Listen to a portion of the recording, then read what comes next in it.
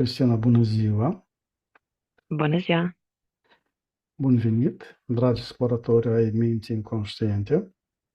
Astăzi vă invităm să descoperiți împreună cu noi o nouă sesiune de investigație fascinantă, în care Cristina vă pătrunde în adâncul memoriei ascunse, fără să cunoască subiectul dinainte.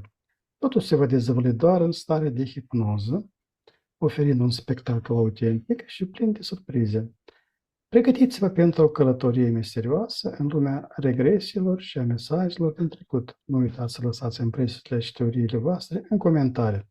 Vizionare plăcută și lăsați-vă hipnotizați de mister. Cristina, dacă ești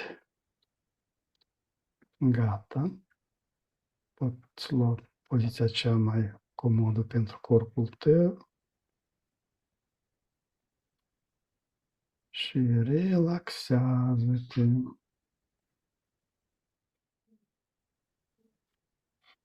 Voi număra de la 1 la 3, iar la 3 te conectezi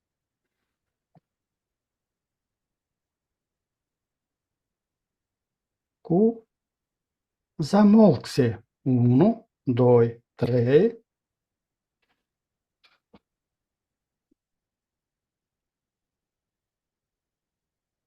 Ok. Mhm. Ce vezi în jurul tău când auzi de numele zamolxe? Carpații, văd de sus un copil în munți, un copil făcut bebe ca și cum stă în pântec, din roci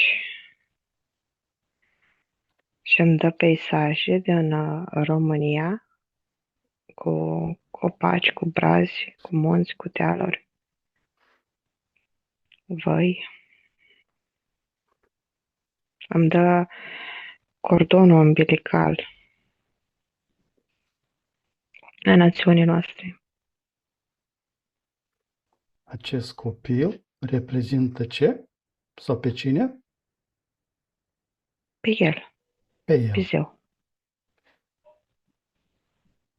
Mi-l arată ca frate al Odin. Fratele lui Odin. Da.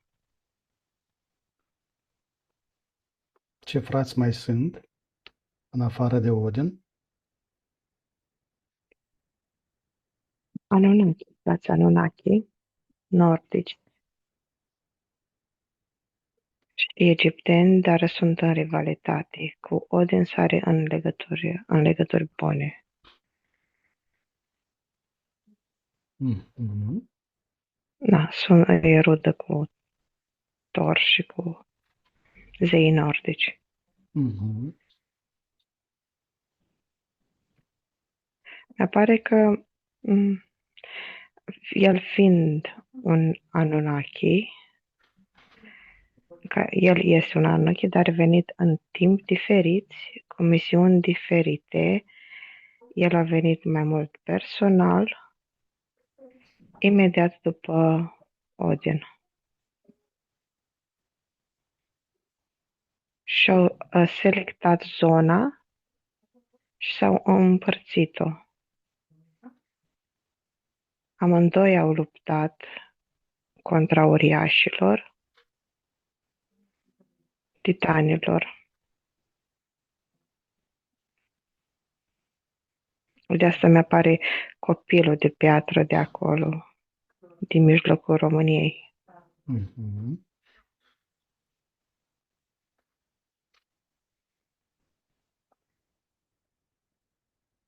Copilul, cordonul umbilical este simbolic sau este ceva real?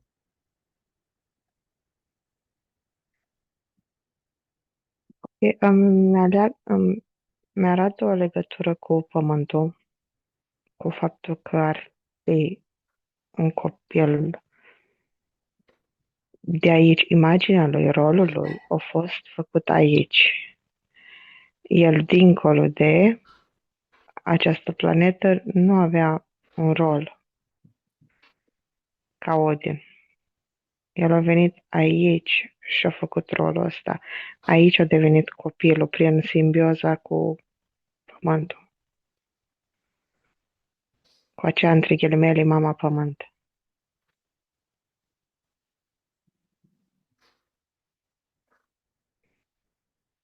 E și simbolic, dar pe acel plan e și real.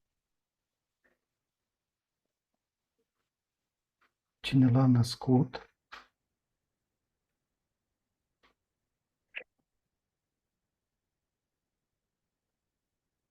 Pământul. Pământ. Mama, între ghilimele, da, între ghilimele, mama pământ. Ce sunet sau muzică vibrează în acest spațiu sacru unde se află el? Ok. Ca simbol îmi arată un cerc, un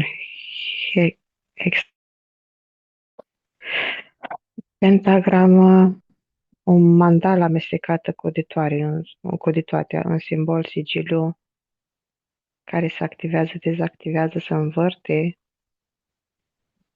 și în funcție de nevoi, de karma, de matrix, de înțelegere, de timp, de spațiu, se modifică. Vibrația, sunetul ca vibrație e de un bucium, un bum care răsună. Îmi spune că e sunetul lupilor din steagul respectiv pe care îl vedem în sculpturi. Sunetul buciumului. Da, sau a libertății. Se mai aude așa ca ecouri peste munți, ca neam, ca amintire a pietre temelie, piatră de temelie. Fiindcă el a venit în zona asta, pe România, Carpați, în timpul bătăliilor cu titanii, am arată o perioadă când se împărțeau teritoriile și se distrugea pământul cumva. Erau erupții vulcanice în funcție de pasul uriașilor. De Erau pe timpul când, provocate, da? da, de când erau acele bătălii și el a venit în această zonă și a făcut baza ca strategie.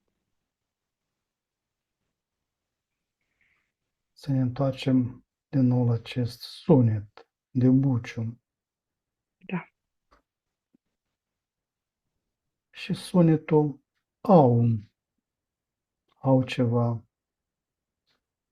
identic, Nu, vibrațional, nu-i pe este aceeași. diferit. Diferit. Trezește diferit. Omul te duce în sus, în univers, în spațiu, conectează cu tot ce este și devii tu ceea ce ești. Pe când sunetul ăsta e ca ceva foarte în realitatea asta, te înrădăcinează. E din piept și rădăcină. Îți unești chakra inimii cu chakra rădăcină. O activează, da? Da. Activează legătura dintre putem socoti că buciumul este un instrument sacru pentru cei ce trăiesc pe acest leag. Da. Da, pentru acea frecvență e o frecvență benefică de libertate. Da. Este valoarea vibrației acestui De la sunet. 432 la 480 și cine simte și mai ridică la 536.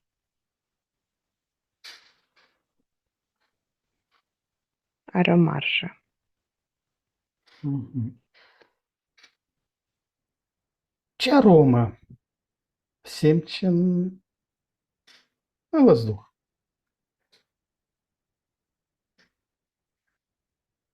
Pământ, argilă, are gust la pământ și argilă, are mirosul de umed, de piatră, rocă, susurul apei, și plăscăit așa în apă, cum Mhm. merg caii prin apă când pășesc, cântecul păsărilor, roa dimineții și lupii sălbatici.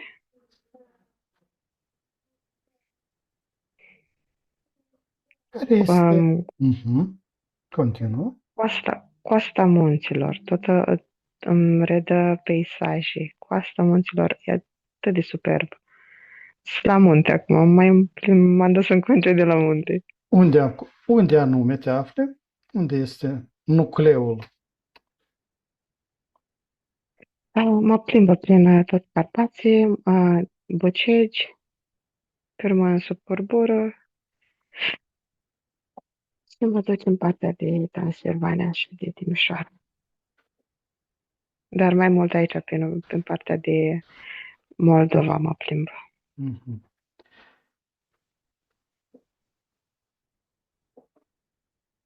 Ce anotimp este acum? Primăvara. Se vede și zăpada. Se simte tinerețea pământului, se simte viața ieșind. Simți vântul, simți soarele, simți Da, zăpada. da, Totul este într-o armonie. da.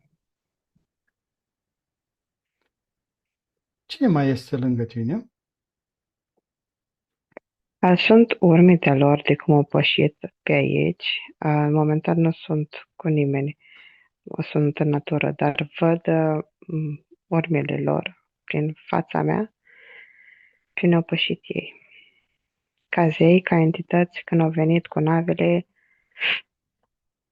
planul cum ce să foreze, ce să caute, cum să sape în adânc, văd că săpau în munți bazele lor și se gândeau la câți ani să stea aici, cât timp să stea. Le văd planificând și văd pe ei ca fiind blonzi. Este un blond și este unul mai înspre reptilieni. Zamuse, cum arată? Mai reptilian, Mai reptilian. Cel mai blond. da. Cine este? Pleiadian și îmi zice că ar fi o variantă de alutor.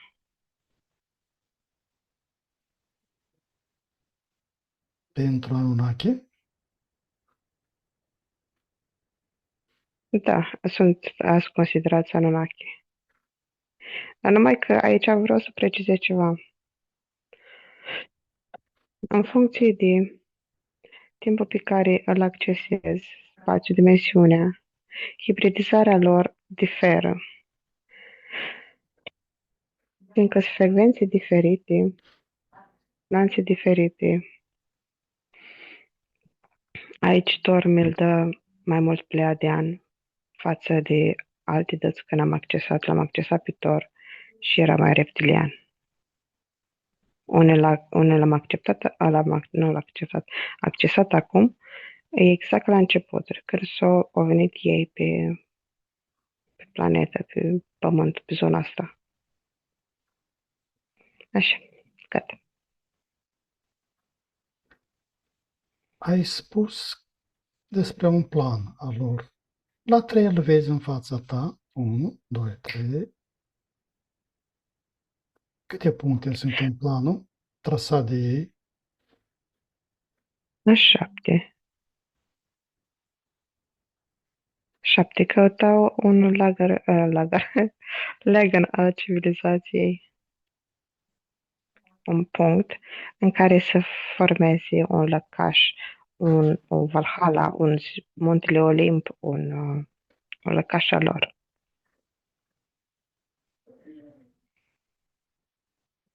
Și dacă ai pronunțat cuvântul Olimp, este simbolic doar sau are și o locație acest Olimp? Olimp în Olimp. Mhm. Bine. Olimp casa zeilor. Asta e simbolism. E simbolic doar sau este și fizic? În fizic, în acest moment, este o navă spațială. Mhm. Este și loc, e o dimensiune diferită, este locul zeilor. Locul Și zero. asta se poate accesa, da. Și asta se poate accesa. Bine, mergi la următorul punct. Primul punct a fost căutarea locației pentru un leagăn Da. a civilizației noi.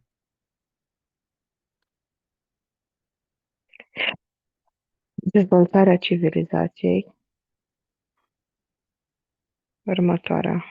Căutau oameni care știau deja că sunt aici, știau deja cum să facă față, fiindcă ceilalți Anunnaki deja au făcut lucrul ăsta.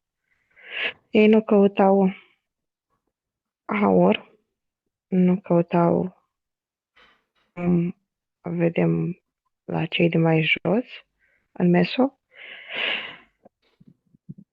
căutau altceva. Căutau un fel de rocă neagră, gri, ceva tare. Și căutau o susținere cumva pentru Odin. Eu vreau să fie puțin mai pașnici. Vreau să încerce un fel de alt proiect, mai liber, în care nu presupune atât de multă violență. Dar mai târziu văd că locul a fost predat luxilor și au început să amprenteze pământul diferit. Na, ca punctul 3, dezvoltarea civilizației după ce a pus mâna de să-și trăiască cumva.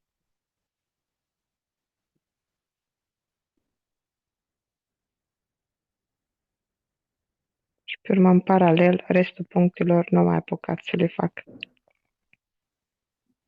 Din ce cauză? Schimbare de conducere. A predat ștafeta mai departe. Cui? Lui Iahve. Tu ia.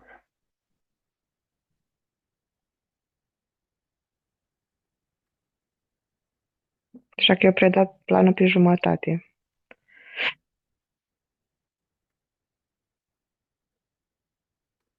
Și el s-a retras acum e cu Odin. Lucrează la ei.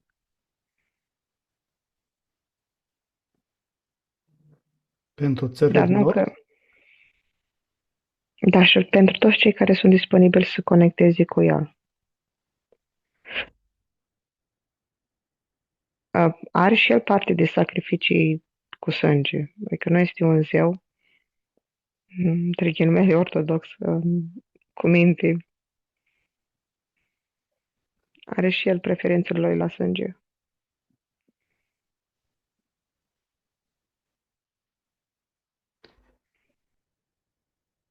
La 3 îmi spui ce simbol strălucește înaintea ta. 1, 2, 3.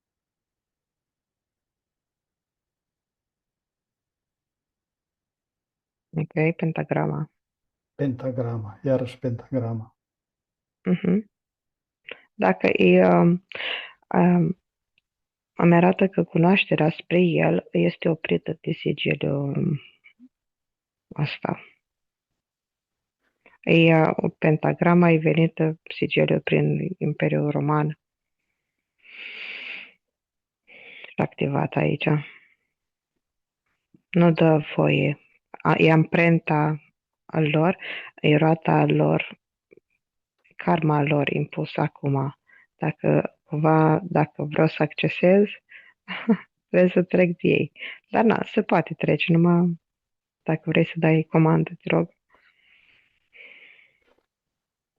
Ce fel de pentagramă? Îndreptată în sus, îndreptată Cu cele în... două carne în sus și în jos cu vâul ca un V. Numai că peste pentagrama asta nu e pentagrama lui Venus, e pentagrama cu capră, Mhm, capul de capră. E sigiliul lui Lucifer. mhm. Îmi arată aici pactul pe care îl are România de înlănțuire pe care cu el, de robire.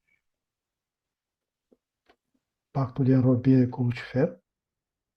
Da, a locului, a României.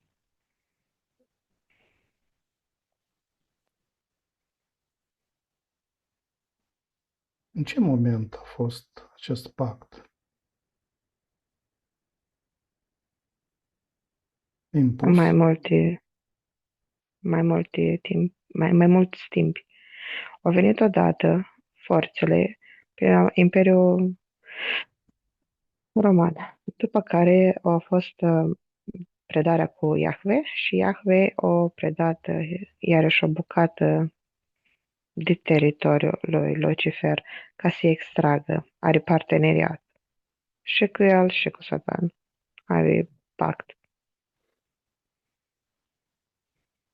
ca să extragă în diferite puncte. El a activat mai mult, 1400-1600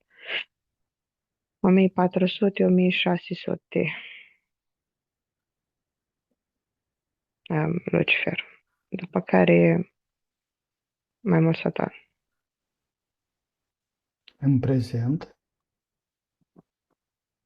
Satan și Iahve. Bine, sub Satan are în subordine dracu reptiliene și el e mai mult un titlu. Satan e o vibrație anume și Lucifer o vibrație anume. Ei presupun un extrageri de anumite forțe, anumite energii. Care, Sunt mai multe grupări, așa spune. care sunt vibrațiile caracteristice pentru Satan și pentru Lucifer? Lucifer preferă mai mulți nuanțe de groază, teroare, sex și Satan preferă groază, teroare, disperare, frustrare, rușine. Le poți categorisi ca Biserica Ortodoxă și Biserica Catolică. Iahve, Iahve cu ortodoxismul înspre Satan, dracu mhm. reptilieni.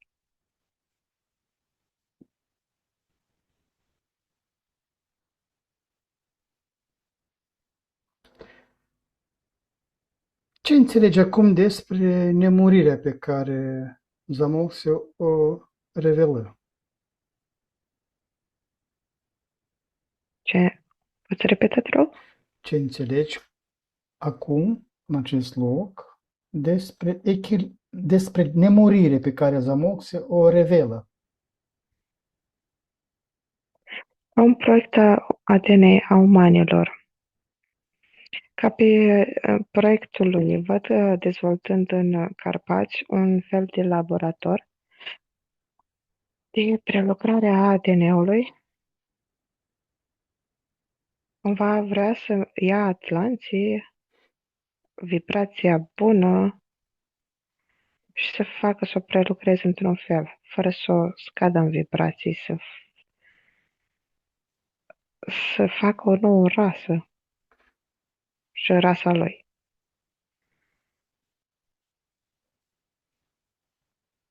I-a reușit. O parte da, o parte nu. Ce au reușit, o incorporat pe ei, pe uriași. Și pe ei îi prindeau și ei foloseau, fiindcă vreau să le ia și lor puterea cumva, nu numai să se lupte pe teritoriu și din cauza că erau ei mai turbați uriașii, pur și simplu vreau să folosească forța lor, mărimea lor, la un nivel mai mic, într-un avatar mai mic, sângele lor. Uriașii erau ușor de manevrat, dar aveau o cantitate foarte mare de putere. E un fel de prostie, cumva, nu gândeau prea mult. Și vreau să pun asta pe un avatar de Atlant, să nu gândească prea mult, dar tot la fel de mare, să ai puterea, dar și vibrația. Că cât are mai mare vibrația, cu atât poți să conducă mai bine, să materializeze, să facă energia mai direct cum vor ei. Să nu să scape de tot mecanismul ăsta de extragere a energiei prin tot felul de scenarii.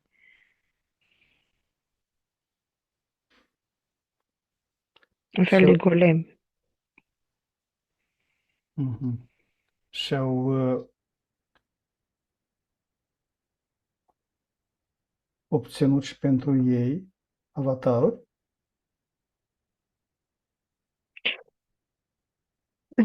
Un fel de, da, de avatare în care intră, dar ca robot, mai mult golem natural, produs natural, fără parte subliminală. Dar nu este ceva ce folosesc în ziua de astăzi, s-au folosit în războaiele de atunci, ca să fie pe dimensiunile necesare. Există vreun popor care are acest ADN sau un procent de ADN asemănător cu ce a fost atunci în laborator obținut? Am tot venit mongol,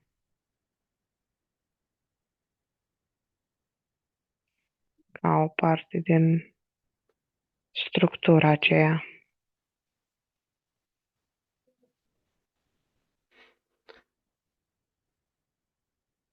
Bine, cum se manifestă echilibrul dintre pământ și cer în acest loc?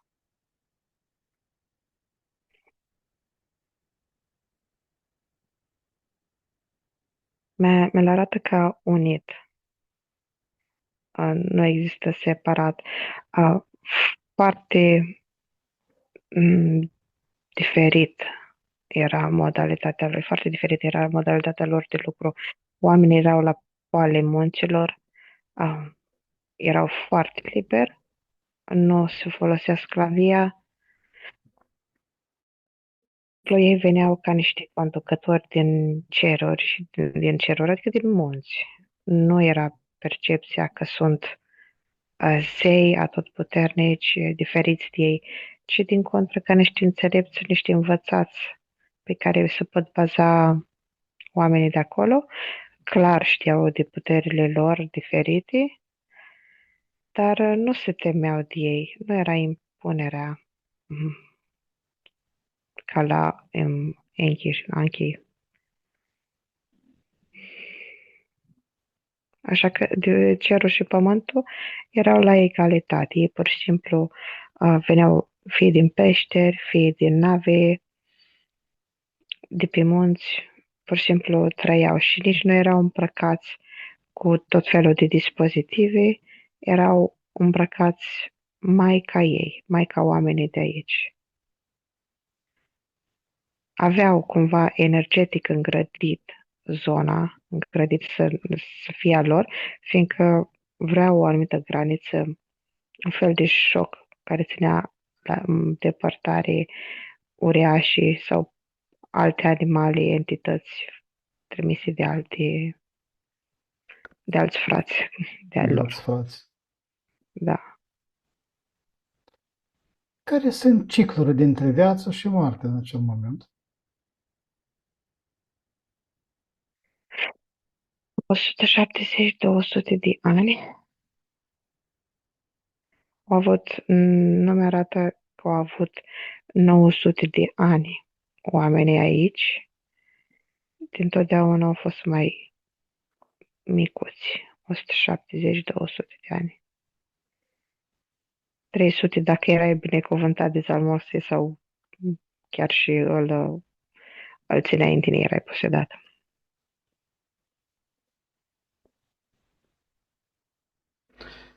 Unde, în percepția ta, se află acel munte Saco?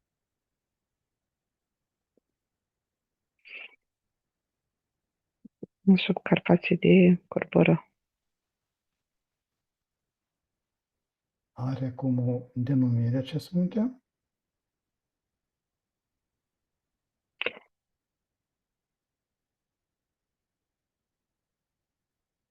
E fix acolo, sub Carpații de Corboră. Mhm. Sub Carpați, acolo.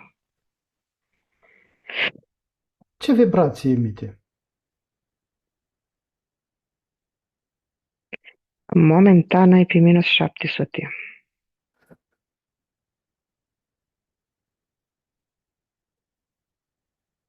Este descrisă de către alții drept gură a iadului.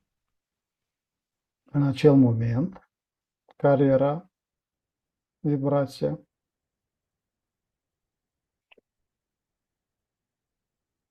1700.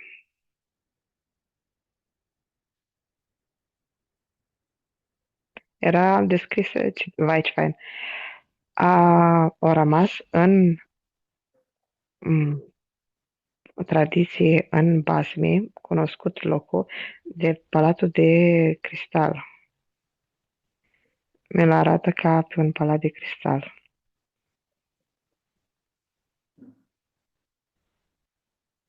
Și mi-l arată ca având în basme drept un pod înainte pe care îl traversezi. Și acel pod este o pod dimensional.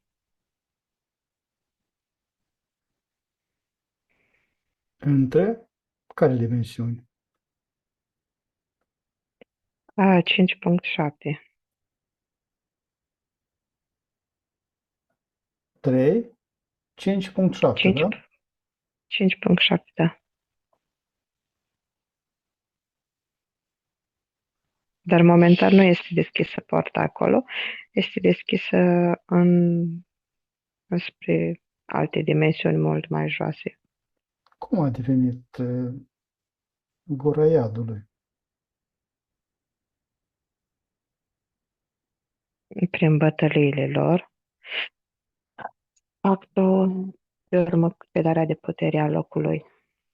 Este o amprentă acum pe România, peceți peste peceți,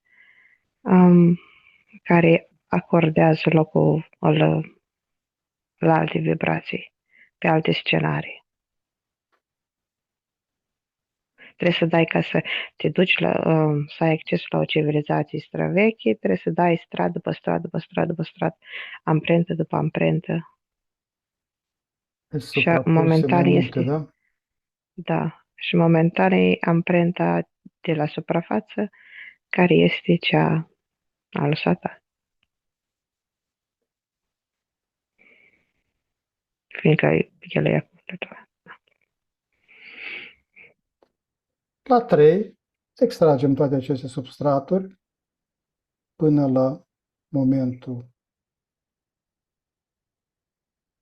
începutului civilizației. 1, 2, 3.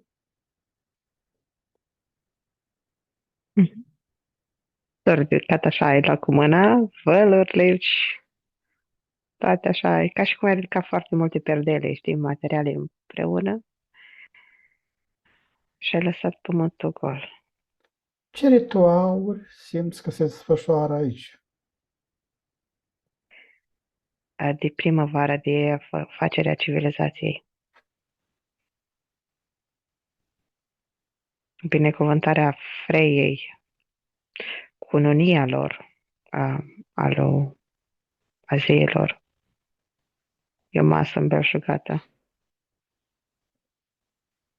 Ce este pe masa asta? Ce bucate? Îmi vine că nu tocmai bune. Sunt capetele doșbanilor, sclavilor. E descrisă ca o masă a războinicilor. O masă de sacrificii. Da. Deși Avea la suprafață, vizual, se vede ca și cum ar fi o masă abundentă, cu fel de struguri, cu vin, Mhm, mhm. cu cărniță coaptă. Nu, de Este, fapt, da. este acoperită cu iluzii, da? Da.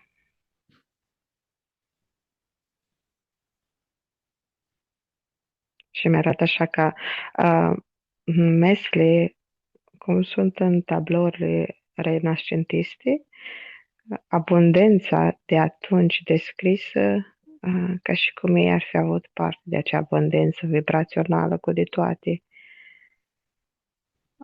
Și îi văd la masă stând numai ei, până și pe Zeus și pe Dionisos, Apollo, toți sunt la aceeași masă.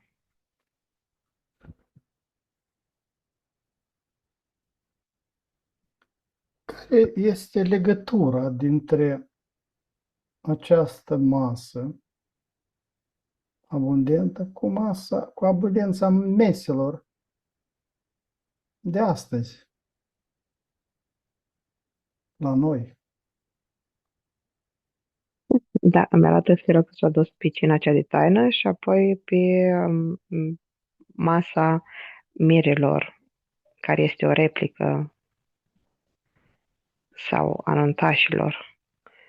E o replică a ritualului respectiv de sacrificiu. Sunt cunoștințele date mai departe de către ei ca să reproducă aceeași vibrație și să trimită direct ritualul foarte directă înspre ei. Că mesele astea, vinul a fost dat ei, cultura, cum să dezvolți o anumită cultură a fost dat ei, și sunt codurile lor în Matrix. Și atunci, peste tot, codurile se activează și se formează portale.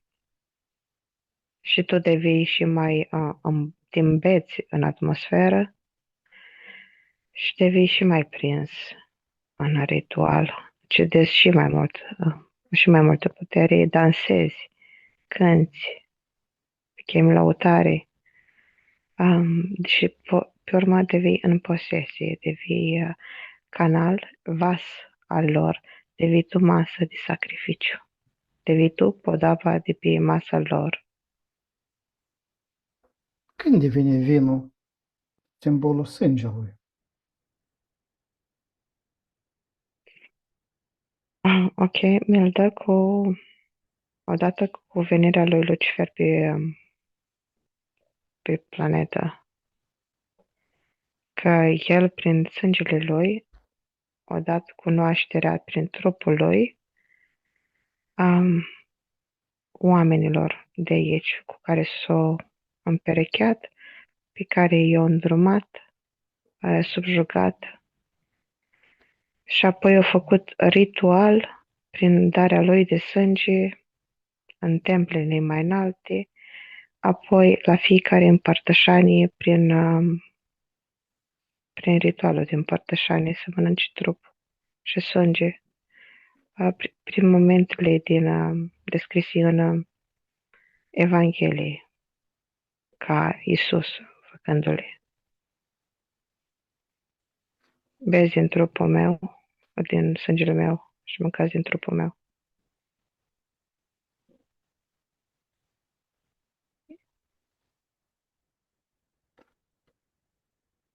Această conexiune se efectuează doar în timpul mesei mirilor sau la orice masă?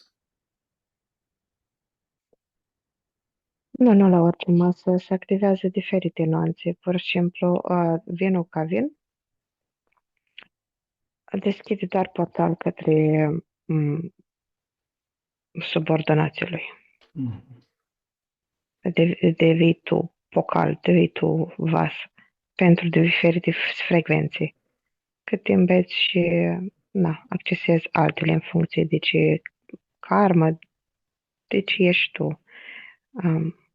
Dar celălalt ca sânge a lui e doar în cadrul bisericii, a ritualelor bisericești. Sau dacă îți pui tu intenția că este și te gândești trupul Domnului și sângele Domnului. Cum se definește adevărata putere aici în ritual?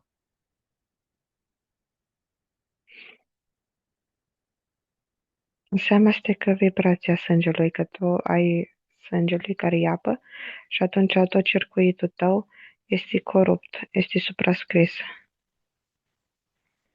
Plus că mai este un sigiliu care se activează în spate, de desubt, deasupra, prin tine, prin mai multe părți și trece prin tine și te înrobește punându-te pe o vibrație, care acea vibrație aici se vede ca niște lanțuri. În stare fizică se simte ca pe o amețeală, ca pe o ceață mentală. Nu ai cum să gândești, ești în acel moment dictat, faci pur și simplu lucrul ăla care ți este dictat. Deși vezi, auzi, dar nu poți să gândești. Asta îmi dă ca lanț.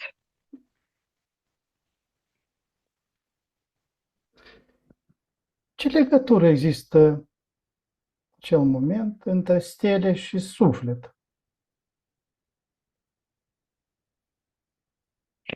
E drăguț.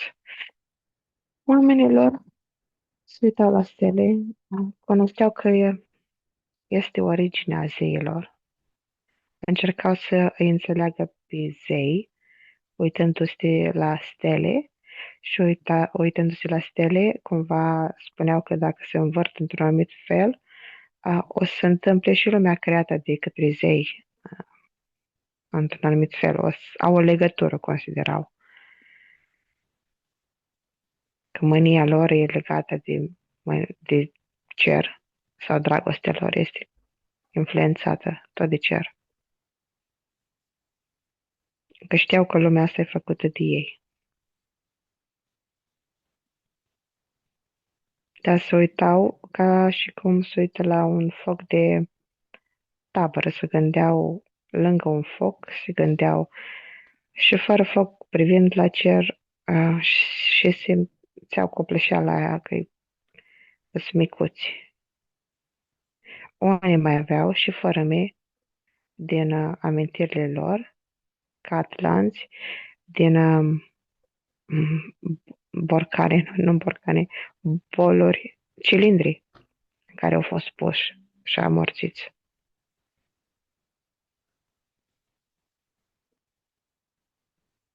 Și mi arată că mai târziu s-a transformat în leagăn. de țară în doine și cântece cântate de ciobani.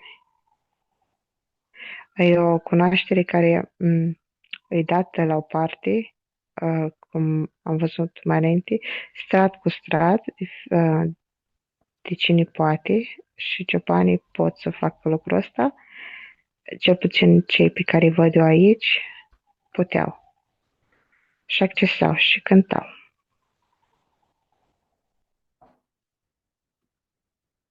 Ce cuvânt E, sacru? e frum- Continuă. mai continui doar cu atât, faptul că fiind pe un anumit teritoriu, activează anumite energii. Femeile la noi, când accesau zona strămoșilor, mi-arată aici, erau momentele când depănau, lucrau lâna, prelucrau lâna, cânepa, când împleteau, țeseau. Și atunci se făcea un portal cumva din mintea lor, inima lor, de țesătură. Se înscria în țesătură cunoașterea și amintirea locului. Că se duce, se activează, lucrează în planuri subtile, prin loc, prin naștere, prin generații, prin gânduri, totul se activează și e interconectat. Și da, femeile la noi, când făceau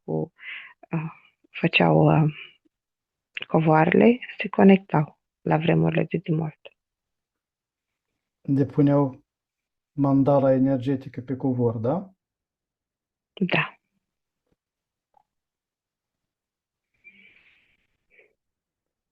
Ce, ce cuvânt sacru îți răsună acum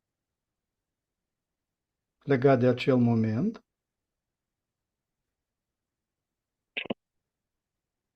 De luptă, strigat de luptă, efectiv luptă, spune luptă, instigare, dar și curigul cocoșilor de dimineață. Mhm. Ce asociație este între cucurigul de dimineață?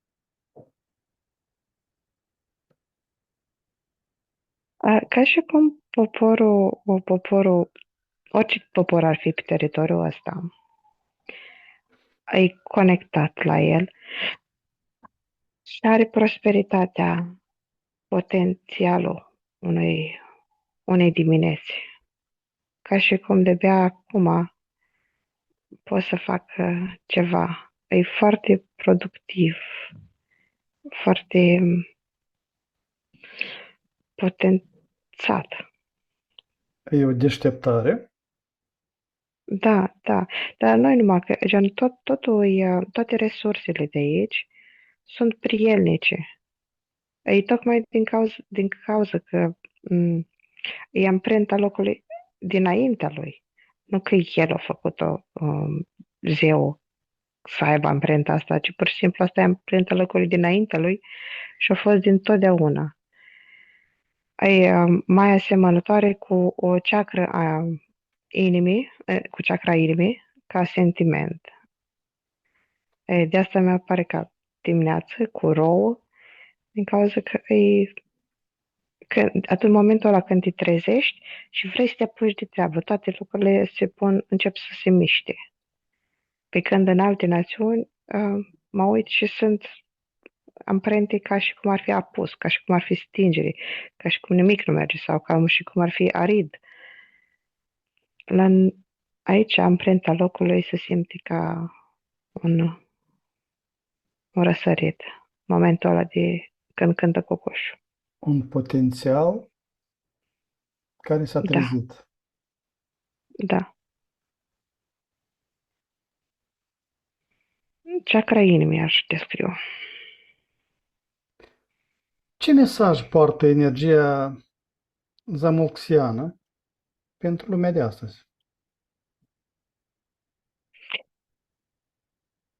Ca un cântec, ca o toină, un mesaj de strigare, dar e un mesaj proiectat în conștiința colectivă de mințile tuturor, de energia tuturor, a ceea ce presupun ei că înseamnă. Ca și cum ei au nevoie de trezire și l-au găsit pe el doar ca simbol și o suprapus simbolul doar ca să aibă o scuză de a se trezi, să conecteze cu undeva cu acea trezire. Ca și cum german sătura să-mi zică alții ce să fac, cine sunt, și e vremea mea să hotărăsc cine sunt. Știind deja cine sunt, uite originile mele nu sunt cele pe care mi le zici tu.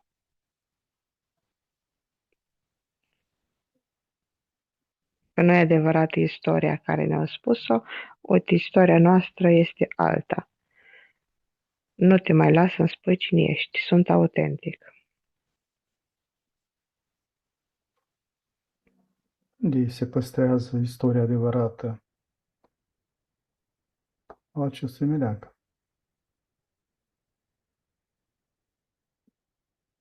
Arată că e țesută, cum e țesută în motivele tradiționale, cu oamenii respectivi făcuți din cusături de pixel, așa pătrățele, în ADN, în ADN-ul român, în ADN și în sânge. ADN-ul fizic sau eteric? Ambele. În ambele. Mhm. Cristina, la 3 scanează ADN-urile noastre. 1, 2, 3. Regăsești această istorie și în ADN-urile noastre? Da, da, este Este activă sau este în stare pasivă? activă. Mhm. Bine. La toți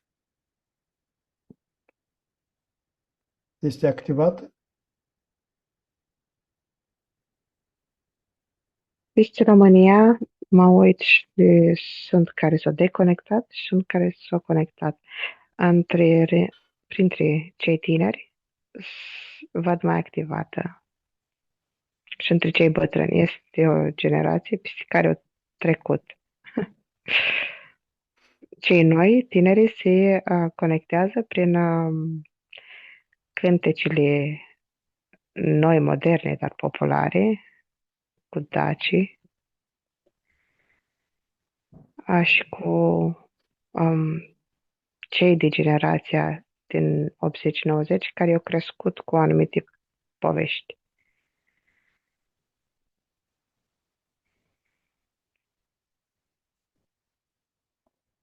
Ce ar putea acum activa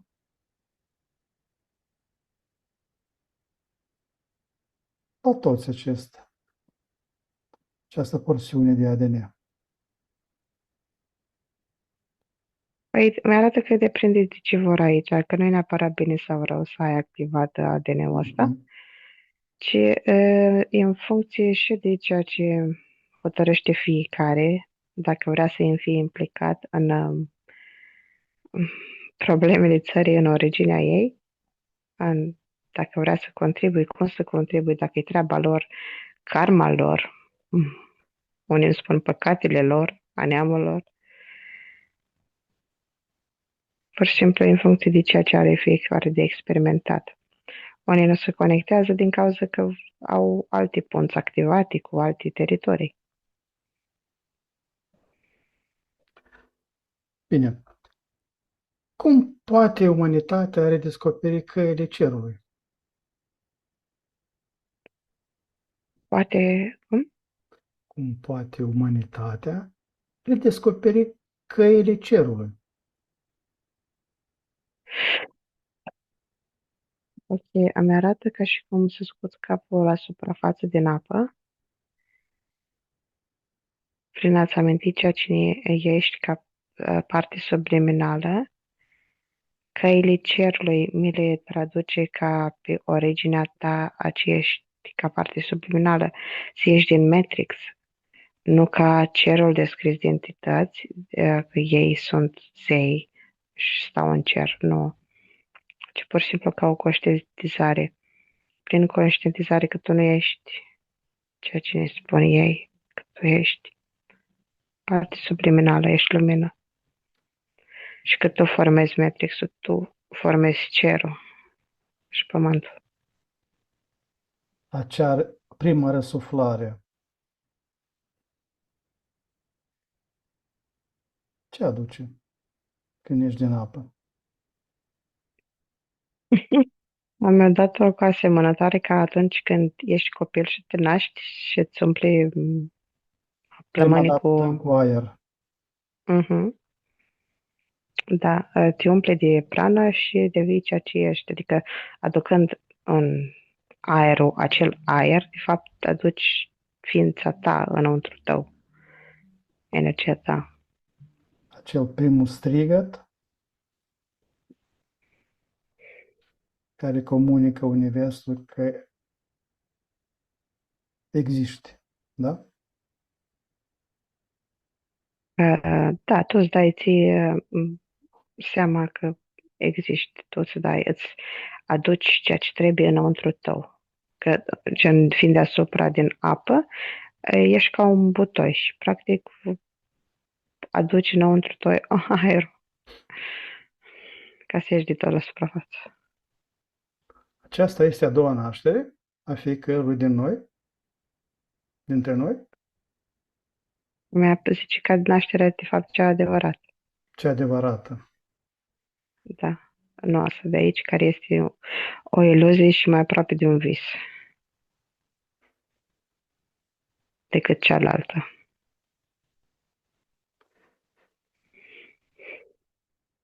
Ce a fost pierdut din înțelepciunea veche?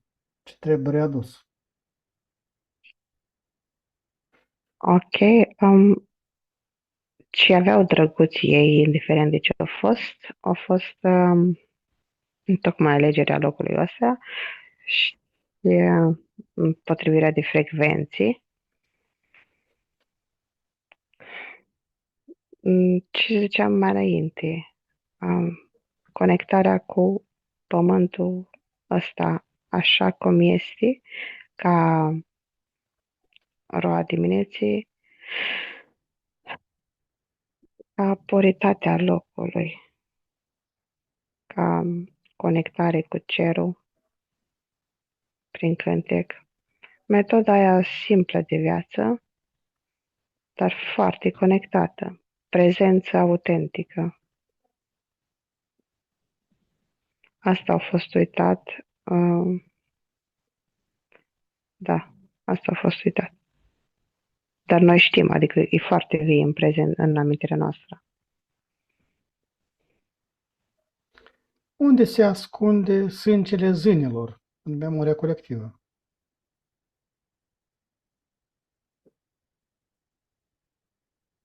Bătălii ca sacrificiu, dar sângele seilor în ADN-ul uman.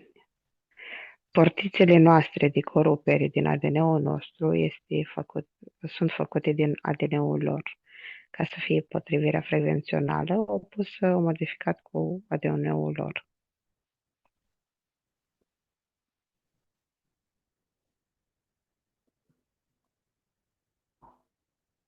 Ce înseamnă de a fi viu în sensul cel major? Să fii viu, Da.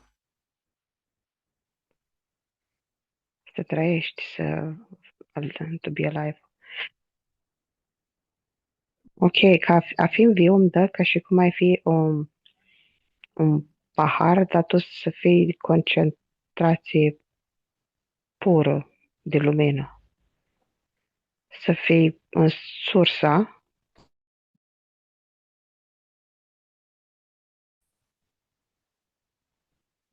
Asta înseamnă să fii viu, să fii picătură de simț tare. Să fie în conexiune cu sursa, da? Da, tu să te raportezi la tine ca sursă, să intri în modul de creator în avatarul ăsta, creator și să-ți creezi toată realitatea ta ca fiind sursa, nu că ești un nume, nu că ești fiul și fiica lui cutare, pur și simplu ești mai mult de atât, dar nu mai ai nicio graniță, ești sursa într-un avatar. Creează pe principiile sursei. Da, totul din jurul tău îți răspunde în funcție de cum tu te raportezi la tine. Și tu, dacă ești sursă, totul se creează în jurul tău, răspunde pe măsură.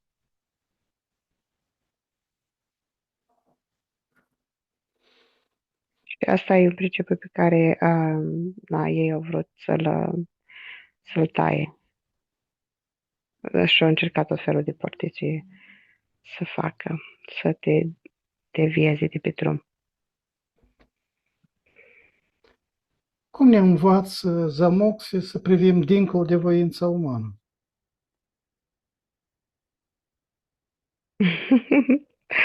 Am spune că nu te învață să privești dincolo de voința umană. Voința umană poate ca avatar, ca program aici în Matrix, ceea ce îți dorește aici în Matrix, să ajungi undeva, să faci un proiect, dar dincolo de niciodată, fiindcă nu e în planul lui ca tu să te trezești, ci din contră să stai în continuare în Matrix.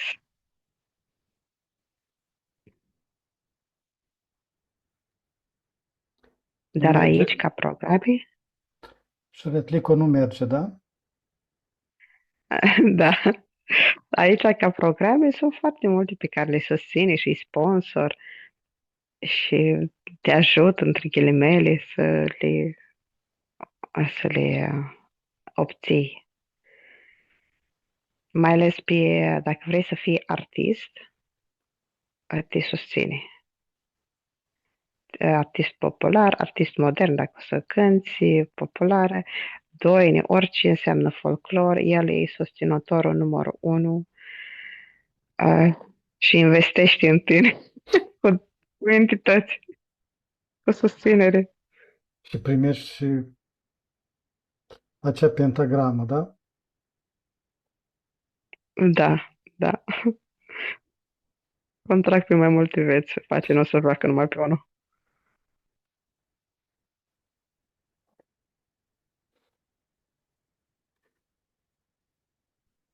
Ce e piatra de hotar al transformării?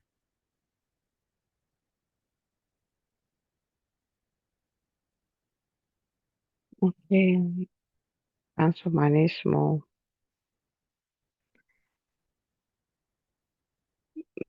e un cod. Mă uit, e un cod genetic ca un lanț întins pe mai multe milenii, mai multe generații, conduceri. Um, Mi-apare ca piatra de temelie ca fiind proiectul lor a Matrixului. Construirea ca o toină, pe anumite vibrații, cumva diferit. Asta știu că e același lucru ca la celelalte entități. Aici mi-l pune ca o toină, cu puțin așa, sare și piper din România. Și nu numai din România, că e au avut o zonă mult mai mare, sub conducere, și teritoriile din Germania, parte cu Cuteni, ce am văzut cu zeița respectivă, era mână în mână, înțelegeau bine, făceau schimb La de răsărit, oameni. Unde era? Mi-arată că până aproape de Moscova și era și peste Republica Moldova, o parte din Ucraina. Da. Era întins pe mai multe și avea colaborări și cu, până și în India, cu cei de acolo. Așa sunt câteva punți din India, gen făcute punți, adică porți, portale.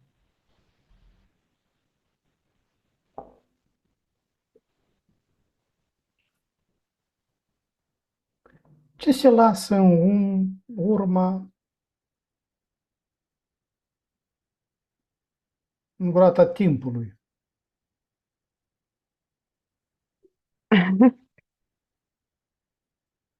Ok, aici arată timpului, mi l-a dus pe Cronos și pe cele trei zeițe care ți au destinul, timpul de la greci. Mi arată că aceleași lucruri din aceeași perioadă, că funcționau pe același principiu și că ei construiau împreună roata timpului, înseamnă de fapt Matrix-ul ăsta, cu legile pe care le descoperim, între ghilimele descoperim, întreținem, energizăm și na, Cristina, descoperim lumea ai fizică. perceput roata timpului? Eu am pronunțat grota timpului. Grota Grota timpului. timpului. Ok, grota timpului îmi dă ca un dispozitiv cu care ei manipulează timpul în ADN-ul uman, unde fac transformări pe ADN, astfel încât omul să trăiască mai mult sau mai puțin și mai dă care o legătură și cu un aparat de exterior care programează în Matrix să se miște într-un fel sau altul planeta, timpul, să fie accelerat sau nu, înghețat sau să miște manipulat. Grota timpului mi-arată și ca o gură de iad cunoscut în popor, unde stau tot felul de dragi și dragoni. Și un Sunt dispozitiv. comori ascunse. Cum? Și ai spus despre un dispozitiv, da? Da. E o mașinărie. E o mașinărie, dar e adusă în planul ăsta. Nu este cea deasupra, este în conexiune cu navele spațiale. Cea de aici formează de aici timpul. Cumva pot să inducă ideea în populație că timpul este un timp greu, este un timp în care trebuie să tragem, vin vremuri grele, induce concepții, idei la nivel micro și macro și, prin urmare, contribuie la dilatarea timpului interior. Să simți un lucru mai mult sau mai puțin. Astfel poți avea o longevitate mai mare a fizicului. Da, dacă ai face tu așa, da, ai putea. Dar ca parte conștientă poți să faci lucrul ăsta așa, e indus de ei și îți dau tot felul de boli și de programe că trebuie să porți batic la 40 de ani sau că ai 40 de ani, 35 de ani trebuie să gata să intri la menopauză.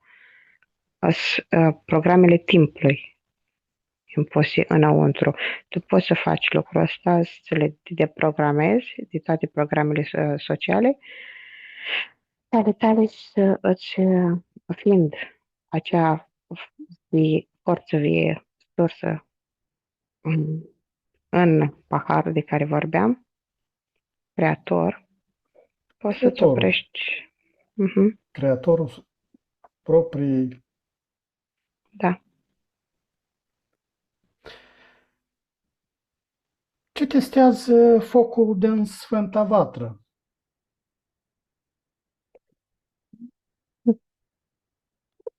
Um, deci îmi place că mă duce în basme. Îmi descrie Oare vatra, eroăm în focul. basme? În basme suntem Da. copii, E, suntem tineri.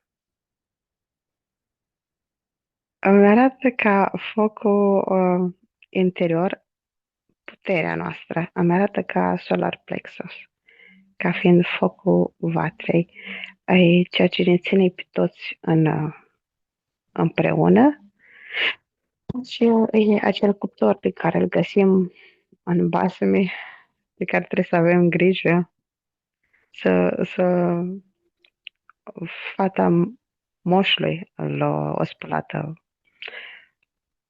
și-a avut grijă și-a avut înapoi la drumul de întoarcere plăcinte bune. Și ca foc, asta mi arată că este puterea ta și mai este descrisă în basme ca și brâu la bărbați. Puterea descrisă. Focul vatrei e puterea. Solar plexus și e tot așa, e legat focul vatrei, că vatra e casa, toată România. Și focul României e interior, e țesut. E ca un legământ, ca un brâu pe care îl poartă toată lumea ca o pecete și prin care poți preda puterea, se poate lua, se poate amplifica în funcție de lider, de conducător. Uh, în general, se face asta de câte un făt frumos, un lider. Îți ia puterea, ți accesează și te reprezintă pe tine ca țară.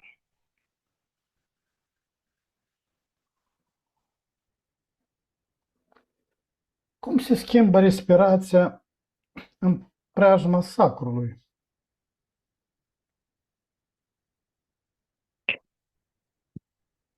Ok, îmi arată ca o prezență absolută, ca și cum respirația ta, atunci când devii foarte conștient de ea, după care devii conștient de ea, nu mai respiri, dar din cauza că nu mai respiri, te accesi pe ceea ce este ca prezență și apoi devii prezența respectivă. Respirație ca devenire.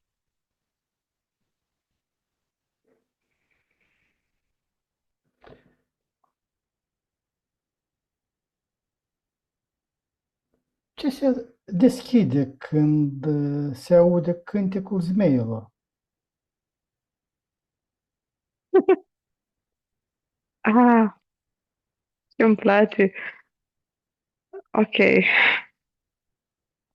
Cânticul zmeilor sau a balaurilor din pământ și care zburau deasupra. Se aude ca și cum pământul strigă prin grote, cântece străvechi, amintiri, cunoștințe uitate, cântece de noapte bună, smeie, care, deși sunt balauri, adică dragoni, care stau la poarta raiului, la poalele munților, și păzesc comorile. Aici mi reprezintă ca ceva ce fac parte din teritoriul ăsta. Ca, nu știu, nu mi-e doar ca dragonii ăștialalți de draco reptilieni, ci mi-e dă ca zmei, entități de dimensiunea a șasea, a șaptea, care au venit aici și experimentează și ei. prin alături de noi. diferite pocket, da, prin diferite pocketuri în dimensiuni. Și adună cunoaștere, adună aur, adună sânge unii. Putem și noi încădeca Dragon, un zmeu. nu? Îmi arată că doar dacă îl subrugăm, dacă îi tăiem capetele, Cele îl trei. subjugi. 7, 12, da, sunt mai mulți. Îmi place. Ce însemnătate are sarea pământului pentru destinul nostru? Mi apare un fel de lacrimă, concentrație minerale pe care trebuie să le luăm, aportul zilnic de aici, de pe teritoriul României. Și asta indiferent de în ce țară ești, dacă te naști într-o zonă, bei o anumită apă până la o anumită vârstă și îți înveți organismul în funcție de ceea ce consumi. Ești în continuare programat prin lucrul ăsta, dar în același timp și funcționezi cel mai optim așa. Noi, ca țară, avem sare foarte multă, foarte benefică, am putea cristaliza multe, energiza diferit și tocmai sarea asta contribuie la menținerea unei stări de dimineață frecvențională pe teritoriul României.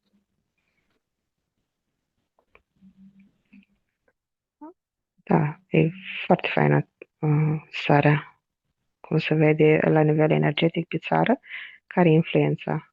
E benefică.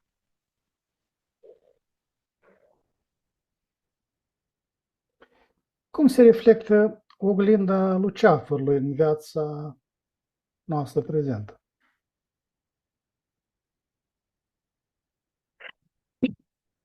Ok. Oglinda lui Teafărului mi arată aici ce faină. Sunt iarăși deasupra munților, mă uit la un lac în timpul nopții, văd luna oglindindu-se în lac, luceafărul, văd elele, văd sânzienile perdându-se în lac, muzile, și luceafărul mi-l dă ca entitățile. Chiar dacă sunt cu holograme frumoase, tot știu că sunt ele, că el, luceafărul, căzut, ca înger, între ghilimele înger.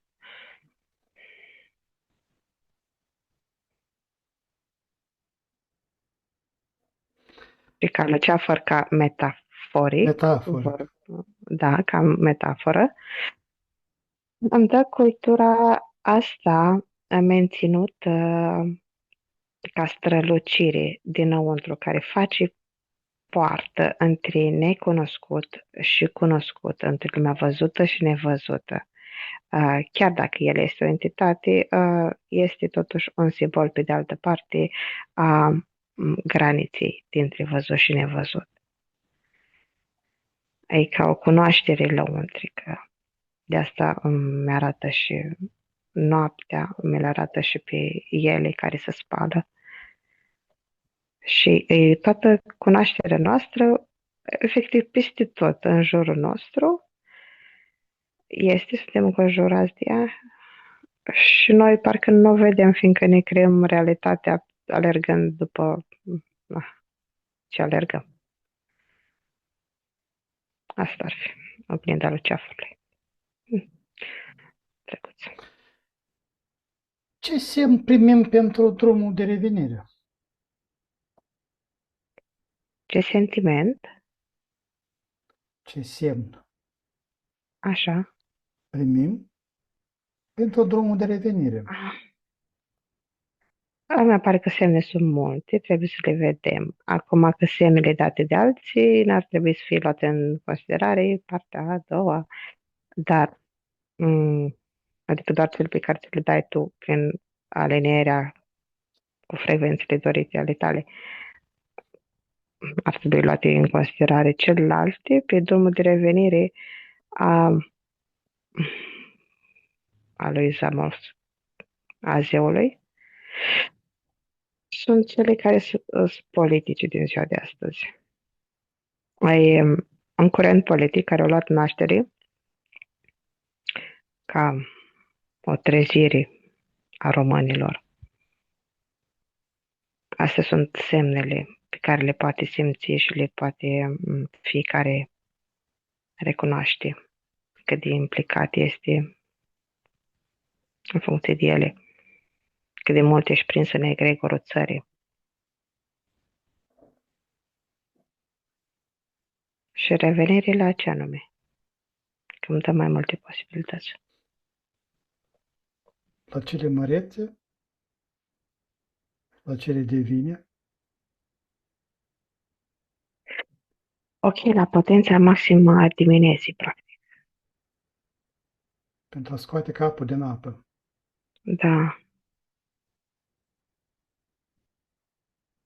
Ok. Bun, da, îmi dă ca pas în regulă de urmat înlăturarea asta, strat cu strat, a originii, ca mai apoi să continui și mai departe, să vezi că nu ești doar o România, să vezi că ești o parte subliminală până te ajungi acolo.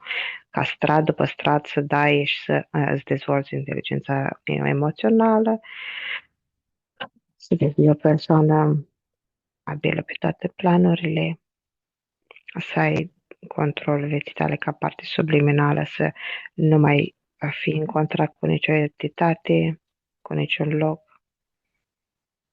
Na, ca plan, el e bun. De asta și funcționează, fiindcă e pe un plan natural a progresului unei părți subliminale, să dea strat cu strat la o parte. Și pe drumul spre origine e ok, dar trebuie și mai dus, și mai departe dus. Semnele sunt tot aceleași ca mai înainte. Dacă vezi că ești implicat în egregori, în origini, înseamnă că deja ai început să dai la o parte straturi și poți să-ți faci o autoevaluare.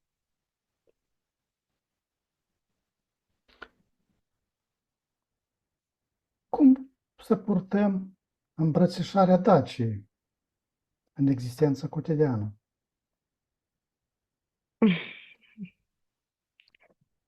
Ca pe un leagăn, cu bucurie. Îmi arată că, indiferent de ce loc te-ai născut, trebuie să-l porți cu bucurie sau orice lucru trebuie luat cu partea lui pozitiv. Nu trebuie să dai în cap la altul care nu-i de aceeași părere cu tine, nu trebuie să fii în opoziție, pur și simplu trebuie să te bucuri de origine, fiindcă ai venit într-un contract eventual aici cu motiv, dincolo de karme, ai vrut să experimentezi ceva pe tărâmul ăsta, care era mai potențial pe ceea ce doreai tu, mai optim.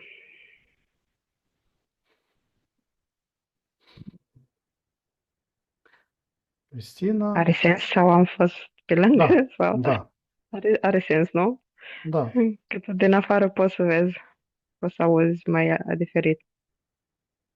Eu sunt cu capul în apă aici și de multe ori parcă, pe urmă când mă ascult din afară, parcă nu are sens, adică nu e neapărat coerent. Dar aici eu sunt cu capul în apă, uh, în, în cunoaștere, prin frecvențe dintr-un fel și nu sunt de cele mai multe ori coerentă. Cristina, la 3, Da, formăm o sferă energetică de frecvență absolutului. 1, 2, 3. O da. informăm. cu toate rezultatele investigației noastre de astăzi. 1, 2, 3 Ok. și la 3 o expediem către toți cei care sunt pregătiți să iau o gură de aer proaspătă în dimineața zilei, sub cucurigul cocoșilor. Așa. Foarte multă bine dispunere. Da. Adăugăm dragoste, adăugăm pace, adăugăm bucurie și fericire. 1, Da. 2, 3. 1, 2, 3. 1, 2, 3.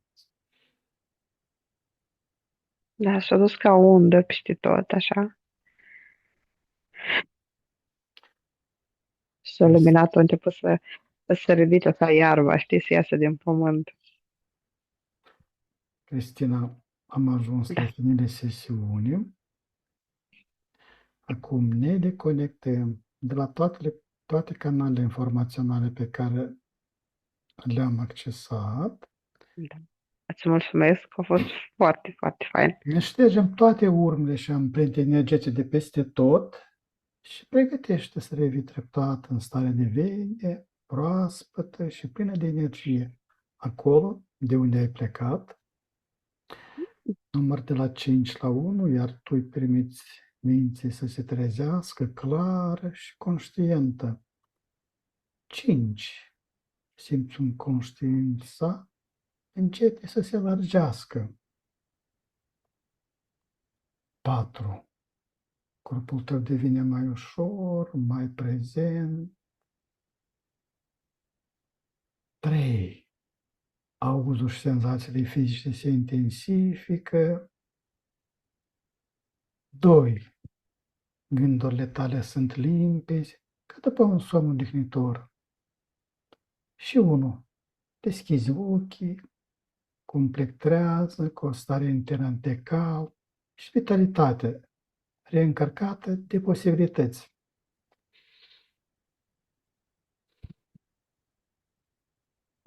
Cristina, bine ai revenit! Dragi exploratori ai inconștientului, am ajuns la finele acestei călătorii extraordinare prin straturile timpului și al memoriei ascunse. Vă mulțumim din suflet pentru prezență și reacțiile voastre la informațiile surprinzătoare dezvăluite astăzi.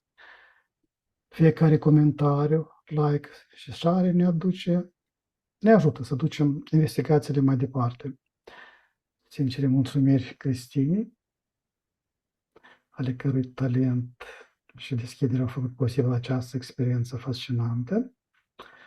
Dacă ați fost intrigați de ceea ce ați văzut, nu uitați să vă abonați și să activați clopoțelul de notificări pentru a nu pierde următoarele sesiuni. Până data viitoare, rămâneți curioși și deschiși la miseriile pe care mintea noastră le poate dezvălui.